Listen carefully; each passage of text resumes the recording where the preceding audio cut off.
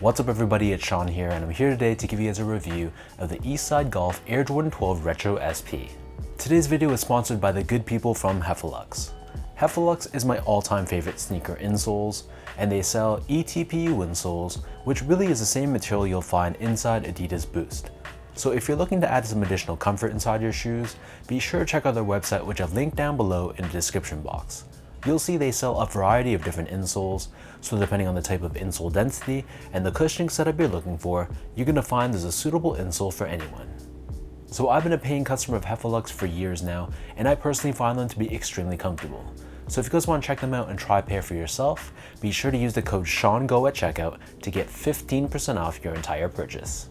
So this is the latest collaboration between Eastside Golf and Jordan Brand. And for those that haven't heard of them before, Eastside Golf is a Detroit-based lifestyle brand that was developed to raise awareness about golf among the youth and non-golfers. So these Jordan 12s released back on November 12th for a price of $200 US or $260 here in Canada, and the official colorway for this shoe is Muslin, Black, and Burnt Sunrise. And I'll be honest with you guys, I do not golf at all. I'm even terrible at the driving range. So in a way, this shoe isn't really for me, but strictly from a colorway and design standpoint, I really was a big fan of this pair. So first things first, here's a quick look at the packaging and the box. So first off, this comes in this translucent sleeve with a Jumpman in the center. And then as far as the box goes, it features this custom artwork featuring this golf scene on the top lid. And then on the front of the lid, we have both Jordan Brand and Eastside Golf co-branding. So diving into the details of this shoe, so this is of course your classic Air Jordan 12 silhouette. The upper half of the shoe is crafted using a very tumbled cream or light beige colored leather. So the leather has a very soft and broken in feel to the touch. And just like any other Air Jordan 12, we have these textured pebbled overlays which are found on both sides of the sneaker.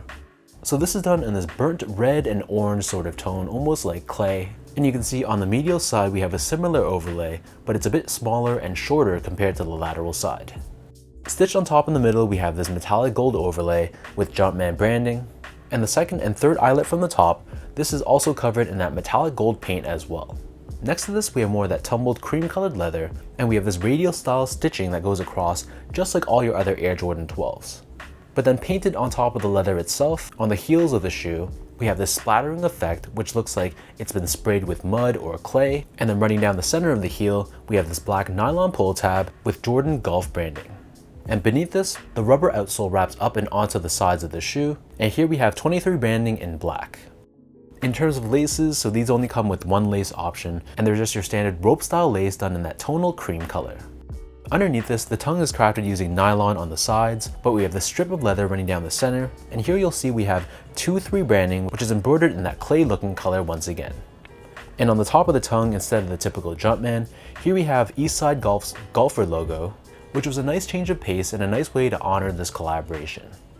So the back of the tongue and the interior liner of this shoe, this is lined in this off-white colored silky smooth nylon material, which feels very soft and nice to the touch.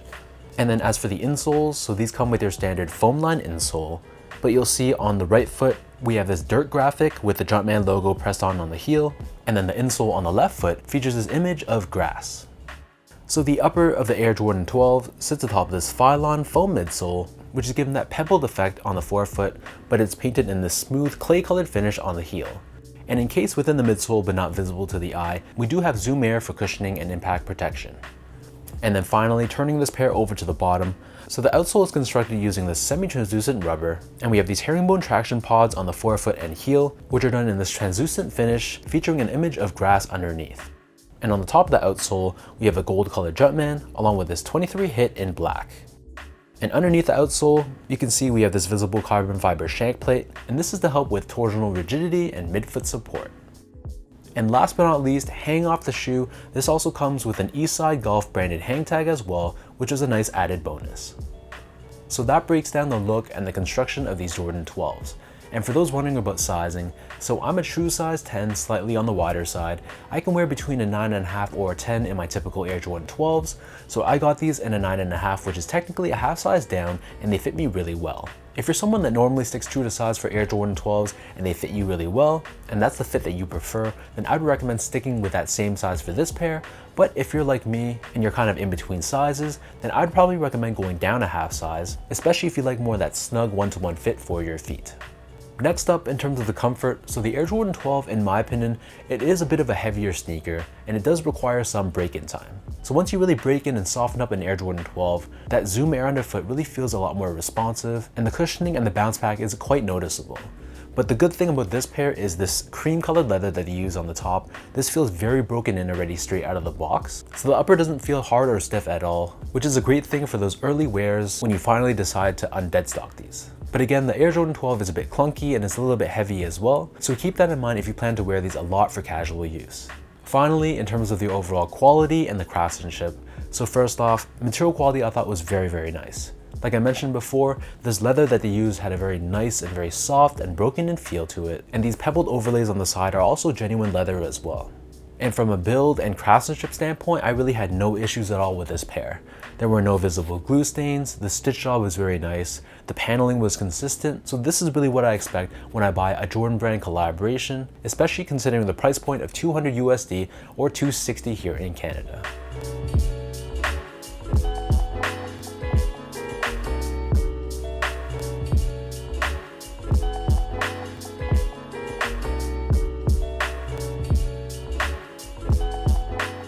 With all that out of the way now, let me toss these on feet and I'll show you guys how these look.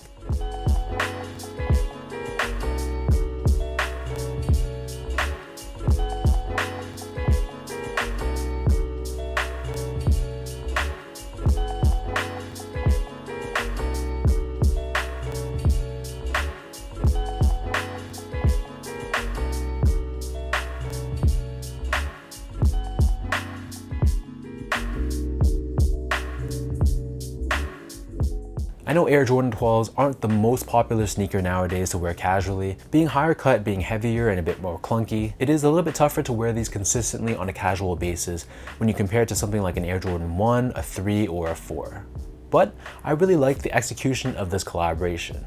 I love the color scheme of this shoe. This cream and this burnt orange or red colored hits, they work together so well, and the gold accents really work with it too. Again, I'm not a golfer by any means, so I don't know if I'm technically disqualified from wearing this because I wouldn't really be rocking Eastside Golf apparel normally. But once I saw the initial product images of this pair, I knew that I had to buy these and check them out in real life. So let me know in the comment section down below what you guys think about this Eastside Golf Air Jordan 12. What are your overall thoughts on the execution of this collaboration? Were you a fan of this release? Are you not a fan of Air Jordan 12s in general? Either way, drop a comment down below. If you guys like this video, be sure to like, comment, and subscribe to my channel if you haven't yet. You can follow me on my Instagram page at sgo8, follow my Twitter account at sean.go, and visit my website at seango.ca. So until next time, thank you everyone for watching. Hopefully you guys enjoyed this review, and I'll catch you guys all in the next one.